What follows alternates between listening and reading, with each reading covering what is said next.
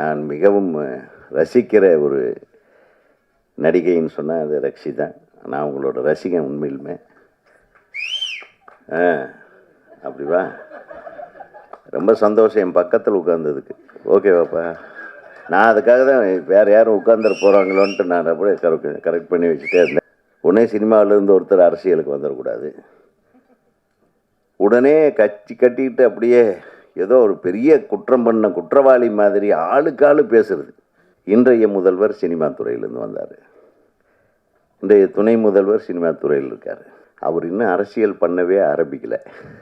அதுக்குள்ளே அவரை கட்டம் கட்டி அப்படி இப்படி இவங்க நகர்த்துறாங்க வெளியிலிருந்து. நான் மிகவும் ரசிக்கிற ஒரு நடிகைன்னு சொன்னால் அது ரக்ஷி தான். நான் உங்களோட ரசிகன் உண்மையிலுமே. அப்படிவா,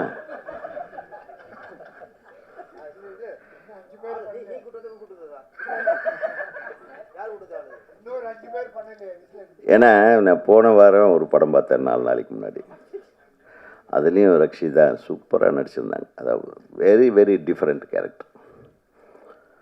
அது நடிக்கிறது மிகப்பெரிய தைரியம் வேணும். இது ஆக்சுவலாக இவங்களுடைய ஒரிஜினல் தைரியத்தோட இதில் நடிச்சிருக்காங்க. அந்த போலீஸ் கம்பீரம், அந்த லுக்கு.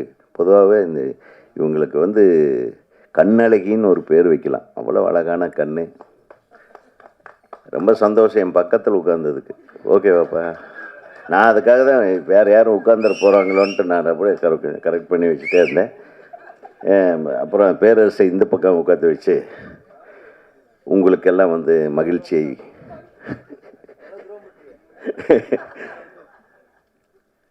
அப்புறம் அபி நக்ஷத்ரா ரொம்ப க்யூட் கேர்ள். அவங்க நடித்த இப்போ வெப் சீரிஸ் ஒரு மிகப்பெரிய பிரமாதமான வெற்றியை அடைந்திருக்கிறது. தொடர்ந்து நீங்கள் இந்த படத்துலேயே நல்ல பிரமாதமாக தெரியுறீங்க. நிச்சயமாக உங்களுக்கு ஒரு மிகப்பெரிய வெற்றியை இந்த திரைப்படம் கொண்டு சேர்க்க வேண்டும். இத்தனை பேரையும் வச்சு முயற்சிருக்கிற எஜமானி அம்மா தயாரிப்பாளர், அவங்க எவ்வளவு அமைதியாக அதாவது ஒரு வீட்டுக்காரர் படம் எடுக்கிறேன்னா, ஏங்க உங்களுக்கு வேறு வேலை இல்லையா, நம்ம தொழில் நல்லா தானே போயிட்டுருக்கு, இந்த சீக்கிரம்னு நம்ம ட்ரைனிங்கு ஒரு கோச்சிங் இது மாதிரி நம்ம பண்ணிகிட்ருக்கோமா, அது நல்லா தானே போயிட்டுருக்கு, இதில் எதுக்கு இது அப்படின்னெல்லாம் தடுக்காமல் தன் கணவருடைய ஆசைக்கு பின்புலமாக இருந்து எத்தனை பேர் இன்றைக்கி இருக்காங்க சொல்லுங்கள். ரொம்ப கஷ்டம். So you are really great madam. நீங்கள் ரொம்ப நன்றி. ஏன்னா நம்ம எத்தனையோ பேர் படம் எடுக்கலாம், ஆனால் தன் கணவன் படம் எடுத்து அதுலேயும் அழகழகான ஹீரோயின்கள் நடிக்கிற படத்தில் உங்கள் கணவரை ஹீரோவை வேறு நடிக்க வச்சு என்ன தைரியங்க உங்களுக்கு.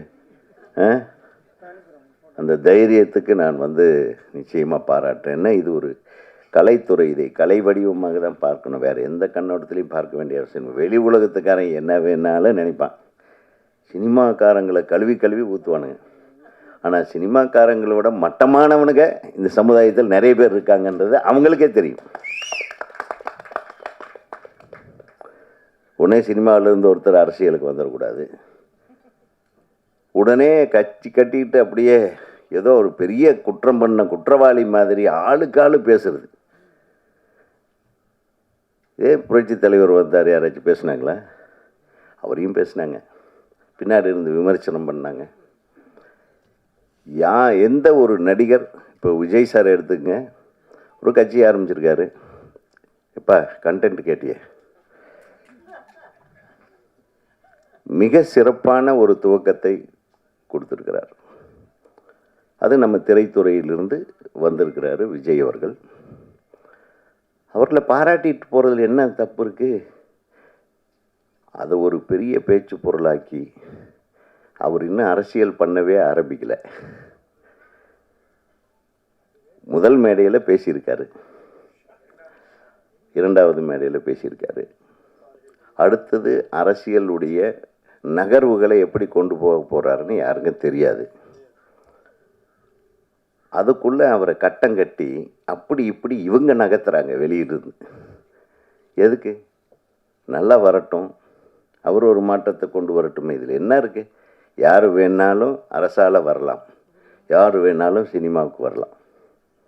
எங்களுக்கு சினிமாவும் அரசியலும் ஒன்று தான். கரெக்டா? பேரறிஞர் அண்ணா திரைப்படத்துக்கு வசனம் எழுதியார். கலைஞர் அவர்கள் திரைப்படத்துறையிலே வசனம் எழுதினார், தயாரிப்பாளராக இருந்தார். புரட்சி தலைவர் உங்களுக்கு தெரியவே தெரியாது, சினிமா உலகையே ஆண்டவர். புரட்சி தலைவி அம்மா அவர்கள் சினிமா.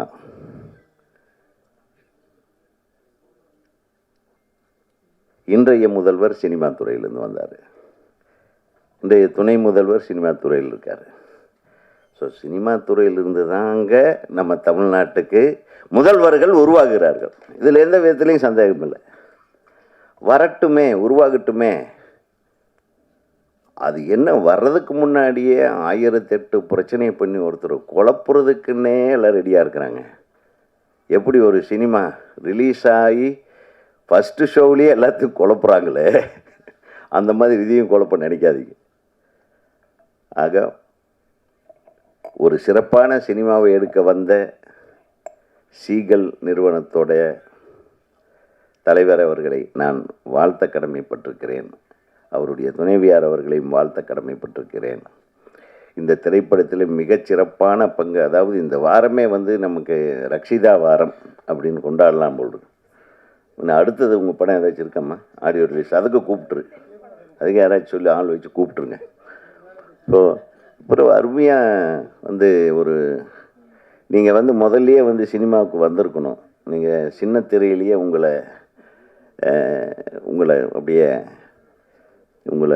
கொண்டு போய் சேர்த்துட்டீங்க. நீங்கள் பெரிய திரைக்கு வந்திருந்தா நிறைய நடிகைகள் பயந்துருப்பாங்க. உண்மையிலுமே சொல்கிறேன். ஏன்னா அவ்வளவு அழகான முகம், நன்றாக நடித்திருக்கிற அந்த அந்த அந்த போஸ்லேயே தெரியுது பாருங்கள்.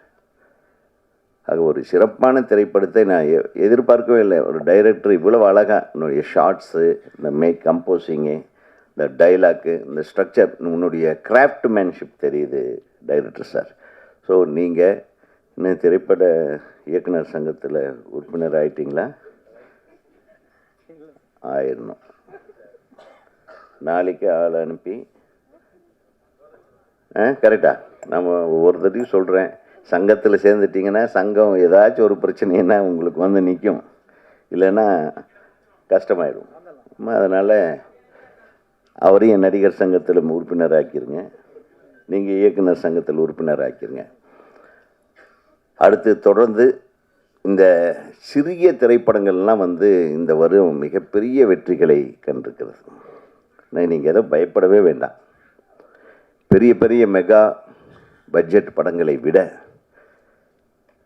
குறைந்த செலவில் எடுக்கக்கூடிய திரைப்படங்கள் எல்லாம் வெற்றி படங்களாக ஆயிருக்குன்னா நம்ம ரசிகர்கள் எவ்வளவு அழகான ரசிகர்கள், நல்லதை ரசிக்கக்கூடிய ஒரு ஒரு அமைப்பான ரசிகர்கள் இருக்கிறார்கள் என்பதை மட்டும் தெரிந்து கொள்ள வேண்டும். அதனால் நல்ல படங்கள், நீங்கள் சொன்னீங்க இந்த கண்டென்ட் ஒன்று இருக்குன்னு சொல்லிட்டு, அந்த கண்டென்ட்டு நிச்சயமாக ஜனங்களுக்கு ரீச் ஆகும்.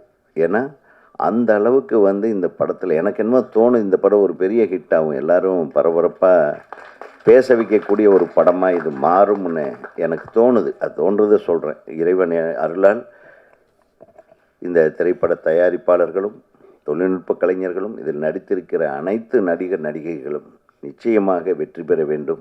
உங்கள் பாராட்டுகளை பெற வேண்டும். எங்கள் சகோதரர்கள் நல்ல விஷயத்தை வேகமாக கொண்டு போய் சேர்த்துருவாங்க. நம்ம நண்பர்கள் இல்லாத சில ஊடகங்கள் தப்பாக கொண்டு போய் சேர்ப்பாங்க, அது வேறு விஷயம். அதை பற்றியெல்லாம் கவலைப்படாதீங்க. ஸோ நம்ம நண்பர்கள் நிச்சயமாக உங்களை வாழ்க வாழ்க என்று வாழ வைக்கத்தான் அவர்கள் இங்கே வந்திருக்கிறார்கள். ஆகவே அவர்களுக்கும் எனக்கு நன்றி செலுத்தி கொண்டு என்னுடைய உரையை முடிக்கிறேன். வாழ்க, வெல்க எக்ஸ்ட்ரீம்.